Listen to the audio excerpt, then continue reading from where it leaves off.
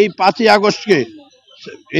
আগস্টকে যে ফেসিবাদের যে দিবস, সেই আন্দোলন, সেটাকে সামনে রেখে আওয়ামী লীগ আবার তারা যারা উঠতে চেষ্টা করছে।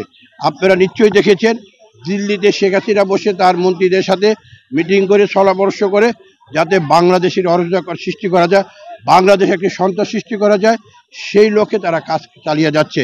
আপনারা ইতিমধ্যে দেখেছেন গতকাল সেনা সদর দপ্তর থেকে একটি প্রেস ব্রিফিংয়ের মাধ্যমে ওই যে মেজর সাদিক, তার নামে বলা হয়েছে।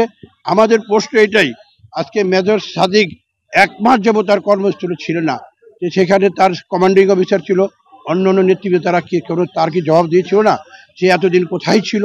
তো সেই জন্য আজকে ফেসিবাদ চলে গিয়েছে। ফেসিবাদের সমস্ত লোকজনরা আজকে তারা বিভিন্ন জায়গায় বসে আছে, তাদের ছত্রছায়ায় তারা বাংলাদেশে একটি বিশৃঙ্খলা সৃষ্টি, অরাজকতা সৃষ্টি করতে চাচ্ছে এবং তারা চাচ্ছে নির্বাচনকে একটি ভণ্ডুল পরিবেশ সৃষ্টি করার জন্য।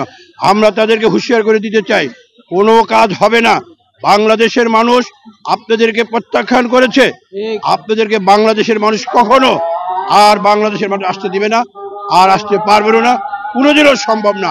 অন্ততপক্ষে বাংলাদেশের জাতীয় শক্তি যারা আছে, শেখ হাসিনার বাহিনী, আওয়ামী লীগ বাংলাদেশে প্রত্যাবর্তন করে এটা কখনো সেটা মেনে নিবে না এবং হতে পারবে না। তাই আজকে বর্তমান সরকারের যেসব নেতৃবৃন্দরা আছে, তাদের ইউনূস সরকারের কর্মকর্তারা, তাদের প্রতি আহ্বান, আপনারা আরো কঠিন হন। আপনাদের পাশে দেশের জনগণ আছে, বিএনপির নেতাকর্মীরা আছে, সবাই আপনাদের পাশে থাকে।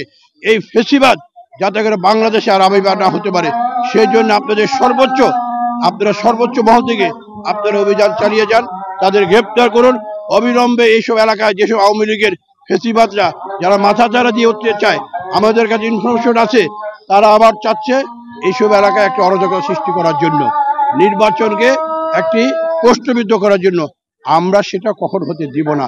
ইনশাআল্লাহ বাংলাদেশের মানুষ সজাগ আছে, বাংলাদেশের মানুষ সতর্ক আছে।